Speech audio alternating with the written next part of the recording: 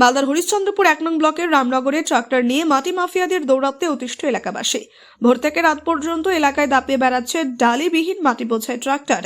সারা এলাকা ভরে যাচ্ছে ধুলো এবং মাটিতে, নষ্ট হচ্ছে রাস্তা, বাড়ছে দুর্ঘটনার সম্ভাবনা। এমনকি অভিযোগ উঠছে বেশিরভাগ ট্রাক্টর নাম্বার প্লেট বিহীন। প্রশাসনের নিয়ম অনুযায়ী ডিসিআর কেটে মাটি কাটলেও তার নির্দিষ্ট সময় রয়েছে, সাথে মাটি বোঝাই ট্রাক্টরে ডালি থাকা অতি আবশ্যক। সেক্ষেত্রে কেন পদক্ষেপ নিচ্ছে না প্রশাসন, প্রশ্ন তুলছে এলাকাবাসী। আরও অভিযোগ, ভোর 5টা থেকে ট্রাক্টরের দাপাদাপি শুরু হওয়াতে পড়তে পারছে না উচ্চ মাধ্যমিক পরীক্ষার্থীরা। এলাকার মানুষ প্রতিবাদ জানাতে গেলেও সুরাহা হচ্ছে না। এখন প্রশ্ন হচ্ছে, তবে কাদের মদতে মাটি মাফিয়াদের এত বাড়বাড়ন্ত? কিভাবে প্রশাসনের নিয়মকে বুড়ো আঙুল দেখাচ্ছে তারা? বিজেপির অভিযোগ, তৃণমূলের আমলে কোনো নিয়ম না মেনে সবকিছুই হচ্ছে কাটমানির বিনিময়ে। যদিও এই অভিযোগ উড়িয়ে দিয়ে তৃণমূলের দাবি, নির্দিষ্ট নিয়ম না মেনে মাটি কাটলে পদক্ষেপ নেবে প্রশাসন। সমগ্র ঘটনায় শুরু হয়েছে রাজনৈতিক চর্চা। আমাদের অভিযোগ হচ্ছে যে 5টা থেকে যে গাড়ি চলছে, সাইডগুলো যে ভেঙে যাচ্ছে। কিসের গাড়ি চলছে?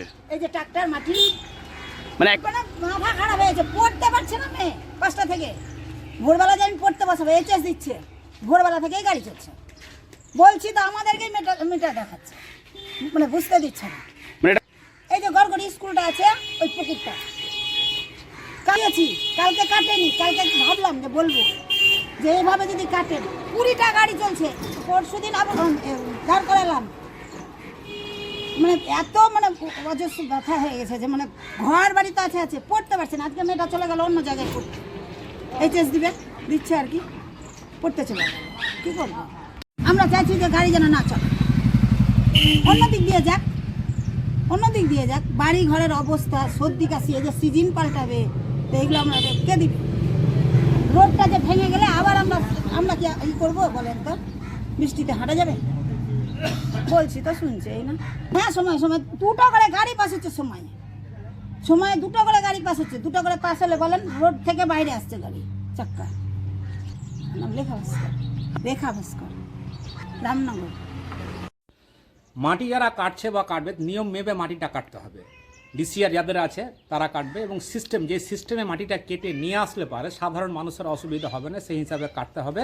আমরা এটা বেলারো সাহেব এবং আমরা আমাদের থানার আইসি সাহেবের কাছে অনুরোধ রাখবো, জিনিসটা যেন সঠিকভাবে দেখে যে সিস্টেমে মাটিটা কাটলে পারে জনগণের সুবিধা হবে, যে সিস্টেমে মাটিটা নিয়ে আসলে পারে রাস্তায় চলাচল করতে জনগণের অসুবিধা হবে না, সেই সিস্টেমটা যেন মেনটেন পাই।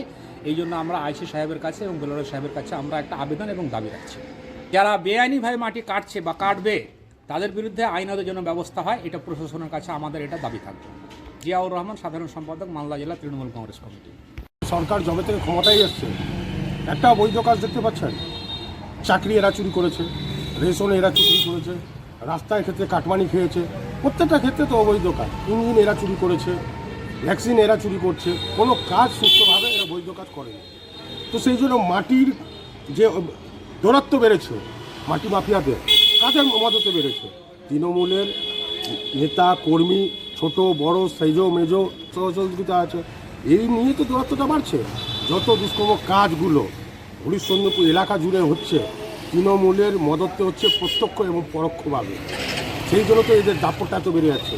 জমি লুট করা থেকে শুরু করে এই যে রাস্তার ক্ষেত্রে কাটমানি খাওয়ার ক্ষেত্রে সব কিছু তৃণমূল কংগ্রেসের নেতা, ছোট বড়, সেজো মেজো সব নেতা কর্মীদের হাত আছে।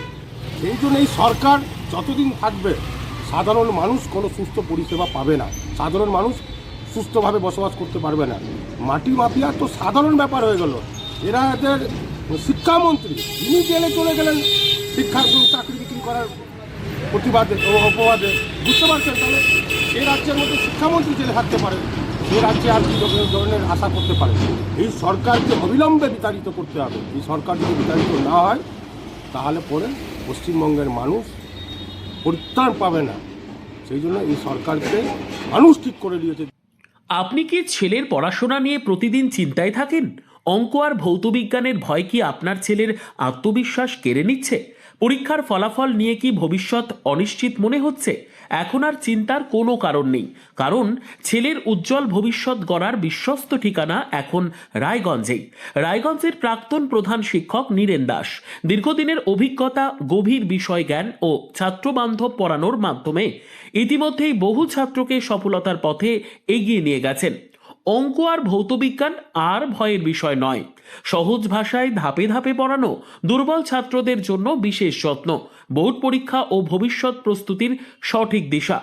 আজ যে ছাত্র পিছিয়ে, কাল সেই হতে পারে সেরা, শুধু প্রয়োজন একজন যোগ্য গাইডের। ঠিকানা রায়গঞ্জে সেরিকালচার অফিসের ঠিক উল্টো দিকে। আজই সিদ্ধান্ত নিন, আপনার ছেলের স্বপ্ন আর আত্মবিশ্বাস আর তার ভবিষ্যৎ গড়ে তুলতে ভরসা রাখুন অভিজ্ঞ শিক্ষক নীরেন দাসের ওপর।